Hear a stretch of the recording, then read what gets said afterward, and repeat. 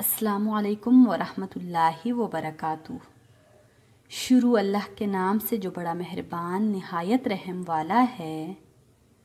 जो शख्स घर से निकलते हुए या सवारी पर बैठते हुए या किसी काम की इब्तदा करते हुए 11 मरतबा अल्लाह ताला का सिफ़ाती इसम या हफीज़ को पढ़ेगा तो हर हादसे की परेशानी और हर दुख से महफूज रहेगा, चोरी और डकैती से बचा रहेगा।